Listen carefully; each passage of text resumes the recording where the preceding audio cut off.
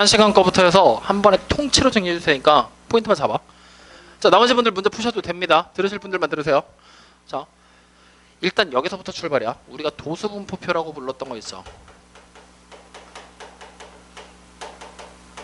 여기서 평균을 찾아라 라고 얘기를 하면은 이 평균이라는 녀석 자체는 m이다라고 불렀지.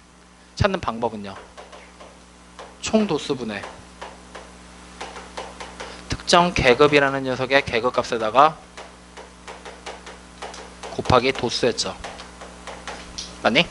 자, 이때 총도수분의 도수라는 것 자체가 이제 우리는 뭐라고 생각을 해도 되느냐, 상대 도수라고 생각을 해도 되는 거야. 맞니? 근데 총도수라는 말을 자체를 도수라는 말만 바꿀 거야. 뭘로 바꿀 거냐면 경우의 수라고. 총 경우의 수 분의 경우의 수지. 그러면 결국 이거 뭐랑 똑같아? 확률이랑 똑같죠. 맞니? 즉 확률을 보는 단초가 도수분포표에서 원래 처음 시작이야. 이해됐어요? 그러면 이제 이 도수분포표랑 같이 연결지어서 봐야 될 게 뭐냐면 분산이라고 부르는 하나의 산포도에 대한 얘기야. 이 분산이라는 녀석은 우리가 원래 쓰게 될 때는 시그마의 제곱으로 적었단 말이지. 그리고 이 녀석을 표현하게 될 때는 어떻게 표현을 했느냐, 총 도수분의 편차의 제곱의 합이라는 녀석에서 계산을 했었어. 근데 이 식을 지금부터는 우리가 정리를 싹 해버리잖아. 그럼 이 식이 뭘로 바뀌냐면 총 도수분의 특정한 계급이라는 녀석의 값이라는 녀석의 제곱에다가 곱하기 도수를 한 거의 합이야. 그리고 여기서 빼기 평균의 제곱이야. 오케이? 그러면 봐. 우리가 평균을 처음 찾을 때 계급값에다가 도수 곱하고 총도수 찾았지. 이거를 다시 말로 설명을 하면은 특정한 계급값들에 대한 평균이야. 이해되니? 그러면 이 밑에 있는 거 봐. 계급값의 제곱으로 나왔지. 그러면 이 내용 하나만 딱 띄워놓고 보잖아. 그러면 뭐라고 설명을 해야 되느냐? 계급값이라고 부르는 녀석의 제곱이라는 녀석의 평균이야. 이해돼요? 계급값이 계급값의 제곱으로 바뀐 거니까. 확인되니? 그러면 이제 분산까지 찾고 나면은 표준편차라고 부르는 녀석은 우리가 어떻게 썼느냐 하면은 이 표준편차는 시그마라고 적었어. 그리고 이 값을 우리가 표현하는 방법은 루트 그냥 분산이었단 말이지. 오케이? 이게 중학교 과정이야. 확인됐어? 이해돼 안 돼? 막히는 거 있으면 지금 얘기. 없어? 이걸 모르면 중학교 1학년 책을 다시 봐야지. 이렇게 구하기로 약속을 했는데. 계급값이라는 게 도수만큼 있을 거 아니야. 네 시험 점수 생각해봐. 100점이 5개가 있을 거야. 그럼 100점 5개를 다 더할 거야? 아니면 100점 곱하기 5 할 거야? 똑같잖아. 그치? 근데 100점이 5개라고 해서 그냥 100점만 쓰면 안 돼. 안 되지? 평균 구할 때, 시험 점수에 대한 평균 구할 때 10과목을 구할 거거든? 10과목에 대한 평균? 100점이 5개인데 100점을 하나만 써놓으면 네 평균이 참이나 잘 나오겠다. 그렇지? 그러니까 평균, 계급값, 점수들. 오케이? 그렇게 연결돼서 생각하라고. 이해됐어요? 그럼 이제 여기서 요 확률이라는 녀석을 가지고서 이제 말이 만들어지기 시작을 해. 이제부터. 오케이? 확률을 가지고 말이 만들어져. 어떻게 만들어지느냐? 두 가지로 크게 구분이야. 뭘로 구분이 되느냐? 이산 확률이라는 녀석과 그 다음에 연속 확률이라는 녀석으로 크게 구분이 돼. 이때 이 이산 확률이라는 녀석은 다시 두 가지로 구분이 돼. 뭐냐? 그냥 일반적인 케이스들이 나올 거야. 이산 확률에 대한 기본적인 내용들을 묻는 거. 그리고 또 다른 케이스로 이항 분포에 대한 얘기로 분해가 돼. 그래서 이렇게 크게 이산 확률 분포에서는 두 가지 얘기가 나오기 시작을 해. 오케이? 그때 이 이산 확률 분포의 일반적인 케이스들에서 얘기하는 건 바로 무엇이냐면 결국에는 뭘 하라는 얘기냐면 이거 특정한 확률 변수들에 대한 확률 값들을 하나의 표로 정리를 해놓으라는 얘기야. 오케이? 즉 확률 변수가 뭐 0, 1, 2, 3, 4 뭐 이렇게 막 나온다라고 생각을 했을 때 확률들이 P1, 뭐 P2 막 이렇게 막 쫙 나오게 될 거란 말이지. 오케이? 이렇게 나오게 됐을 때 이거를 상대도수랑 연결되면 너무 편해. 뭐냐면 특정한 계급에 대한 계급값이 나왔을 때 그 녀석에 대한 상대도수가 나오는 게 상대도수 분포표였지. 계급이 나오고 그거에 대한 상대도수, 계급 상대도수. 근데 그 계급이라는 범위를 계급값으로 축약을 시켜버린 거야. 오케이? 그러면 이 녀석들 자체가 바로 뭐가 되는 거야? 확률 변수가 계급값이 돼버리게 되는 거지. 그리고 이 확률들이 상대도수로 바뀌어버리게 되는 거라고. 무슨 말인지 되냐? 이게 되냐? 그랬을 때 이 일반적인 케이스에서 여러분한테 물어보는 첫 번째는 뭐냐? 바로 EX라고 부르는 기대값을 물어봐. X에 대한 변수에 대한 기대값. 근데 이거 다른 의미 생각하지 마. 그냥 이거 평균이라고 생각해버려. 알겠니? 그럼 평균 구하는 거 우리 어떻게 구하면 되는 거야? 평균 구하는 거. 계급값에다가 계급의 도수 곱해버린 다음에 총도수로 나눠버렸지. 근데 이렇게 상대도수로 나와버리게 되면 얘가 그냥 상대도수지. 계급값에다가 뭐만 하면 돼? 상대도수만 그냥 곱하면 되는 거지. 계급값에다가 상대도수만 곱하면 되는 거지. 그걸 뭐해? 다 더하는 거잖아. 맞냐?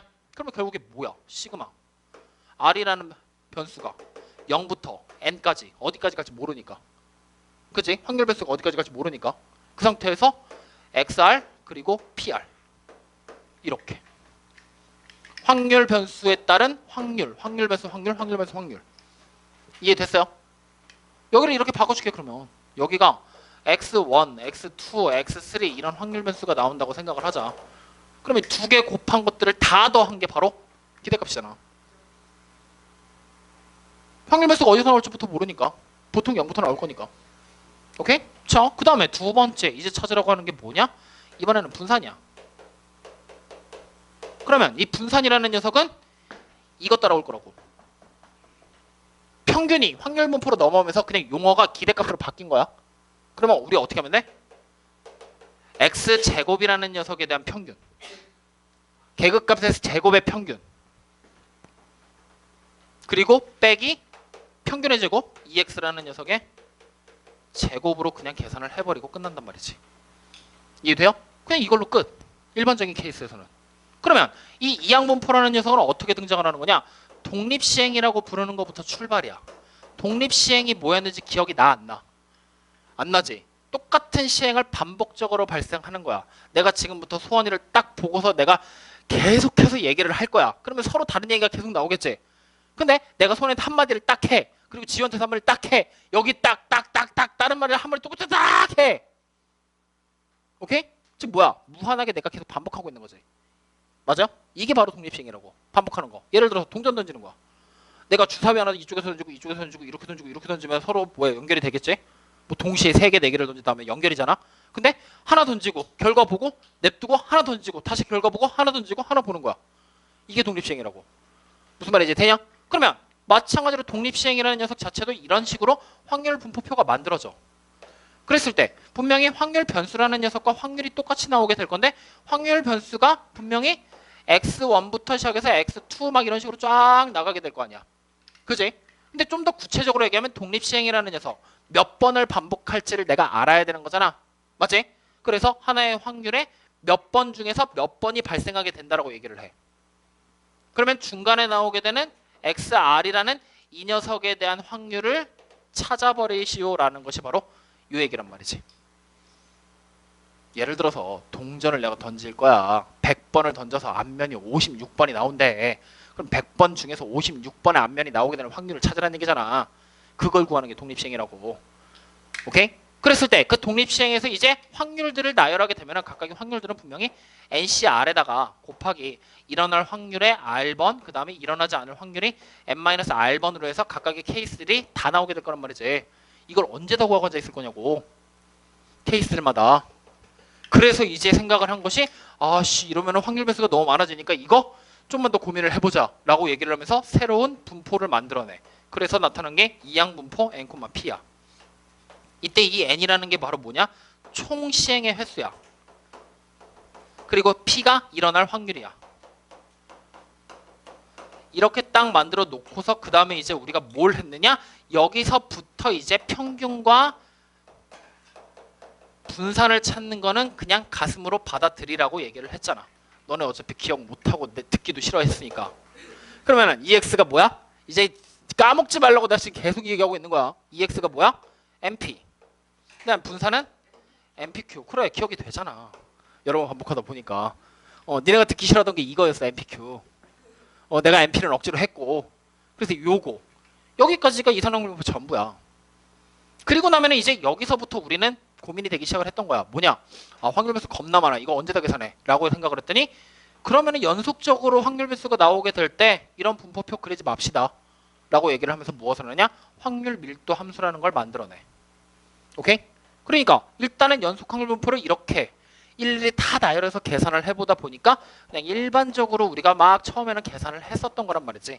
오케이? 그때 일반적으로 계산했을 때 특정한 변수에 대한 확률, 뭐 예를 들어서 A 이상 B 이하가 되는 특정한 확률을 찾아라라고 얘기를 한다면 그래프상에서 우리가 어떻게 찾았느냐?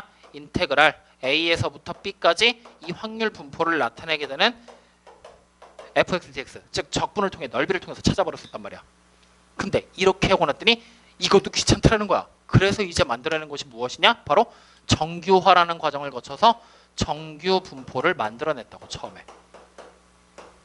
오케이? 그 정규화라는 과정 자체를 바로 우리가 확률 밀도함수 y는 루트 2파이 시그마 분의 1에다가 자연상수 2의 마이너스 시그마의 제곱 분의 x 마이너스 m의 완전 제곱을 통해서 변수들을 싹 채워서 계산을 했던 게 정규 분포라고. 이거 기억하지 말라 그랬잖아. 그래서 어쨌든 이런 정규 분포를 따르게 되면 결국에 n이라는 정규 분포가 만들어지게 될 거고 이때 평균과 분산 시그마의 제곱의 값을 적어주더라는 거지. 이해되냐? 그래서 이렇게 해서 적어주게 되면은 어떤 곡선이 나타나게 되느냐? 이렇게 그려놨을 때 이렇게 좌우가 대칭이 되는, 즉 평균값을 중심으로 좌우가 대칭이 되는 하나의 분포 곡선이 만들어지더라. 오케이?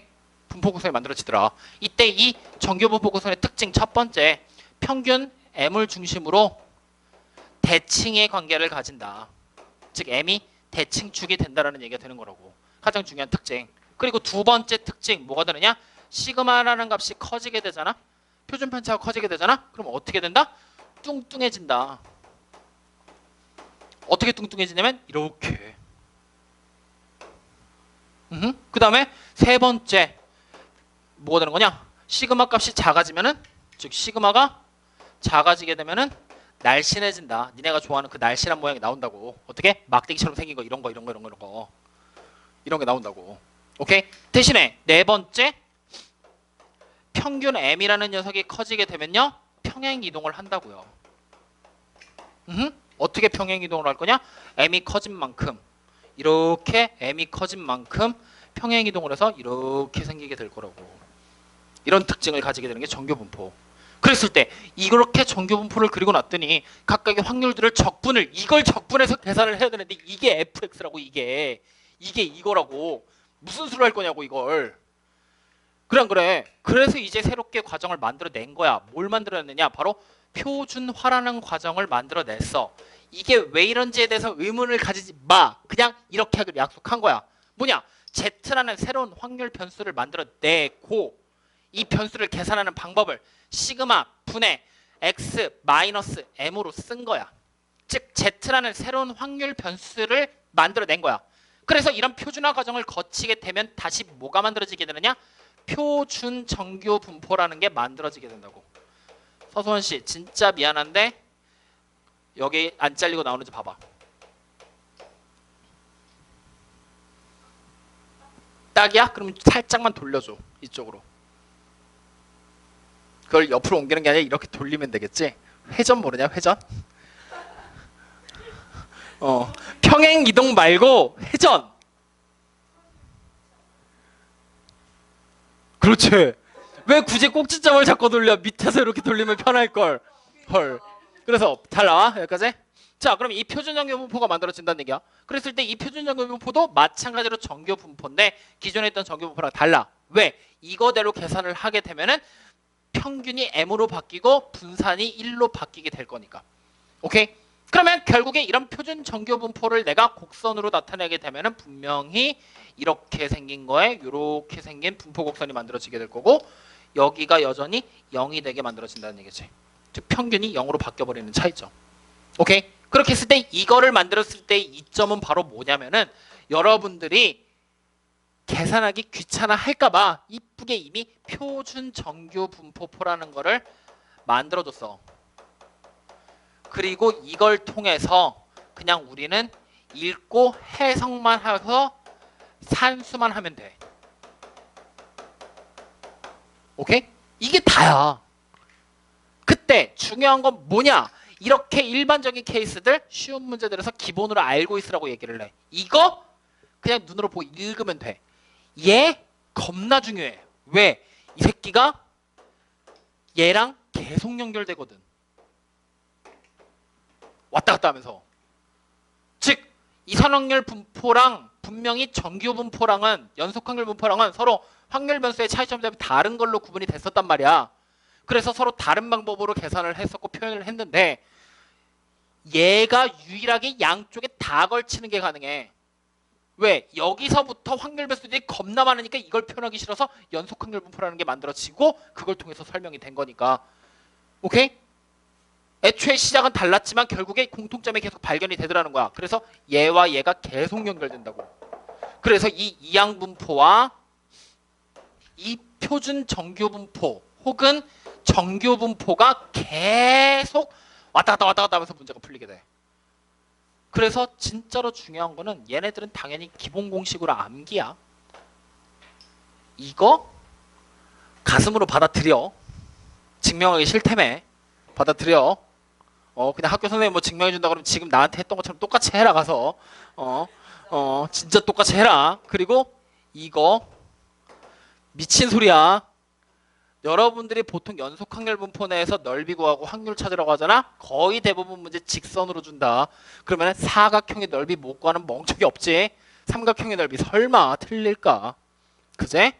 그런 것들만 그래. 손모가지 잘릴 준비하고 와. 그런 것 빼고는 틀릴 일 없어. 오케이? 대신에 이거랑 이걸로 넘어갈 때 이 표준화 과정 자체에서 여러분들이 생각보다 많이 틀려.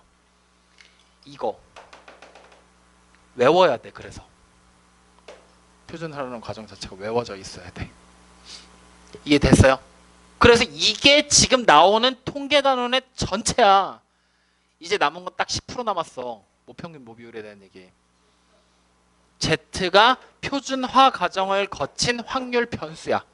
즉 정규 분포에서는 확률 변수를 X라는 변수를 써. 왜? 위에서부터 따라 내려왔으니까.